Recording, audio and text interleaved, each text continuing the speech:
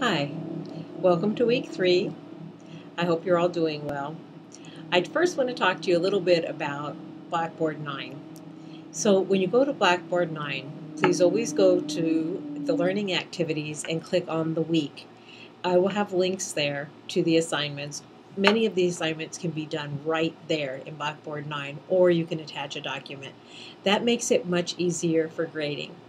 Now, there have been some situations because there were technical difficulties where work was emailed to me. Sometimes that takes a little bit longer. So if you email me your work because you're having problems, just know that as I go to grade and I'm in Blackboard 9 working, your work isn't there. It may be on my Mac, which might be home. I may be at work editing and also grading. So there may be a slight delay when it's emailed, but if it's all on Blackboard 9, it's more condensed. That's a little more of a challenge this time because this class has 34 it began with. I'm not sure if we're quite at 34 now. I think I know of 2 that dropped, so a little over 30 students. So bear with me, but the grading will be done in a timely fashion, and I will answer your emails if you have any questions at all about it. And if we do have technological difficulties, always the favor will be on the side of the student. I've been a student too many times for too many years to not give you the benefit of the doubt when there's a technological problem. I'll always work with you on that. So just know that, but allow me grace if the grading isn't getting in quite as quickly as you'd like, because that does take a little bit of time. So this week, what we are doing this week, you're going to be reviewing chapters. I have my other computer up, so if you see me look over, I've got some notes there. You're going to be reviewing the chapters that deal partly with public opinion. It's impossible in a 10-minute YouTube lecture to really talk to you the way I would in a class. The way online learning works, I guide you, but you have to glean a lot of information from the PowerPoints and the information that we post, and also from reading one another's posts.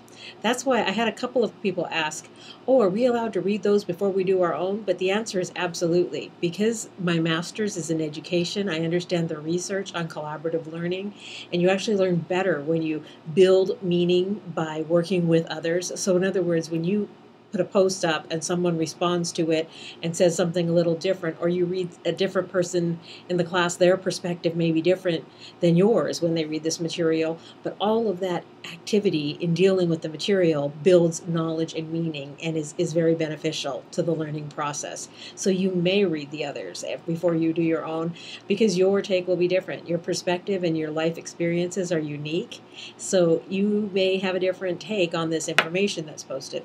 So please always read the chapters that are assigned, go through the PowerPoints, listen to what I tell you, which is more guiding you through the week, ask questions as needed. At this point, I haven't given you a ton of written feedback on your assignments, but I will as needed.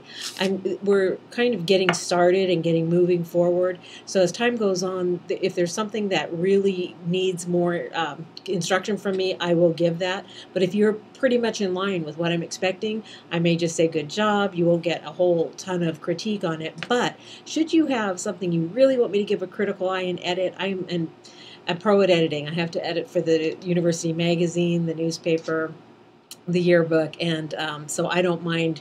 If you want more comments, let me know and I'll do that. It's just online takes place so rapidly that sometimes it seems cumbersome to give each and every student a lot of comments when more at the beginning of the term. So if you need more feedback from me, please feel free to ask. I'll be happy to give it. And definitely if I think that I've read your assignment and you're a little unclear or need a little guidance to get on the track, I'll be able to give you that information right away.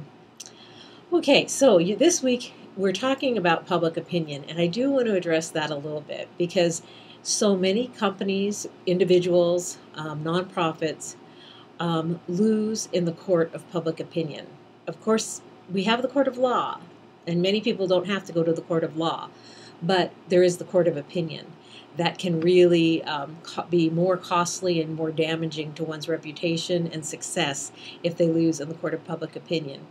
There's a diagram in a PR book that I used last year. We've actually switched the text this year, but that showed kind of a triangular effect or a circular effect which began with attitude, which moved over to opinion, and then wound up at action. So attitude, opinion, action. Let me give you an example of that. You go to the restaurant and the service is less than desirable.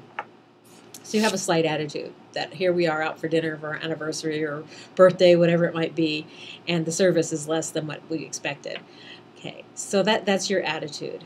Now, say that the person who's coming around to fill your water or another one of the food servers is exceptionally rude to you. Something happens where they make a comment that you view as very rude. Then that becomes an opinion, and maybe you don't want to go back to that restaurant again. Okay, or say you have to wait a very long time. Everyone at the party at the table is served but one individual, and you're almost done your meals by the time their food comes. That may bring you to the point of forming an opinion. Okay, so it goes attitude, opinion, and then to take action is another step. Action would be when you ask to speak to the manager and say, I'm sorry, this has been not the best dining experience for us, and you kind of build your case and explain. Okay, or another scenario, you maybe at your child's school, there's some problem with a neonate or a person who, the nurse or teacher, there's some problem that at first you just view as a slight problem, and you have an attitude, and then it becomes a bigger problem, and then maybe there is the straw that breaks the camel's back, and you take action. Okay? The art of public relations is changing that attitude before it becomes a solid opinion and turns into action. A good public relations practitioner can catch it before it gets to that point of action and change it around. And they do that by continually taking the temperature of the publics that they work with. Okay, so who are your publics? If we're looking at CBU as an example, there are many publics. First off, of course, students, parents, board of trustees, that people who live in the city of Riverside, especially in the neighborhood close to the campus here for California Baptist University. But there are more publics than that. The California Commission on Teaching Credentialing, the Better Business Bureau, the PRSA, which is the Public Relations Society of America, any licensing agencies for nursing and for engineering, those are our audiences too. The Baptist community, the community of private educators. So there are numerous audiences. There are internal audience, there's faculty, staff, there are support staff, the people who come in and clean the office, the people who take care of the grounds. So there are so many different audiences. So when you are in a position of being the public relations practitioner, you have to think about messages that are placed out there for the publics to view and decide how this will be received by the various audiences.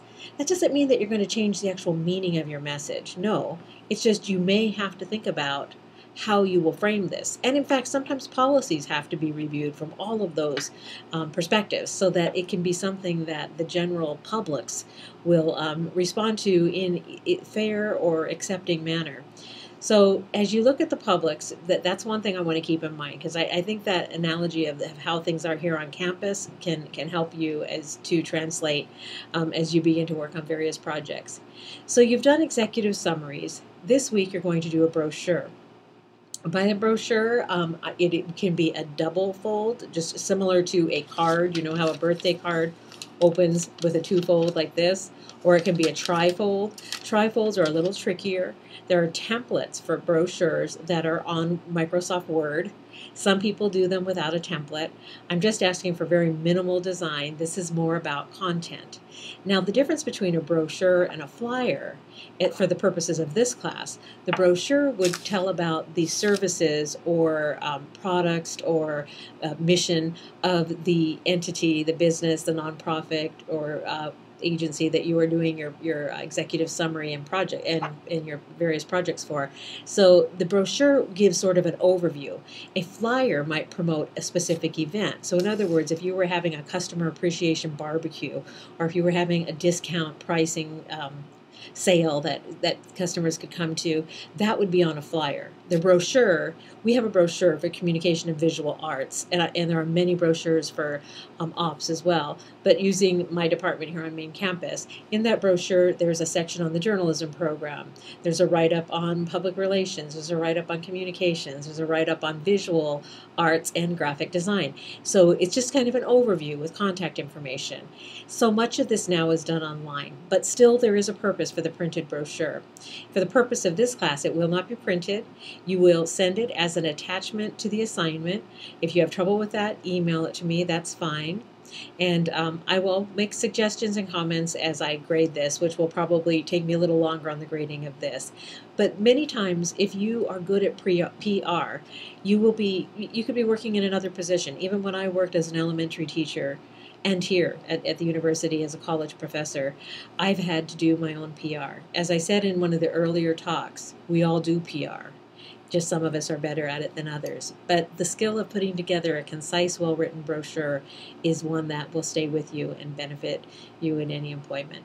I see I'm over 10 minutes, so I hope you two will take this. We'll find out. Have a great week. Let me know if you need any help. All the instructions will be up on Blackboard by this evening, due by Sunday evening. And for those of you who have emergencies, just let me know. I will work with you if you need more time. God bless. Thank you.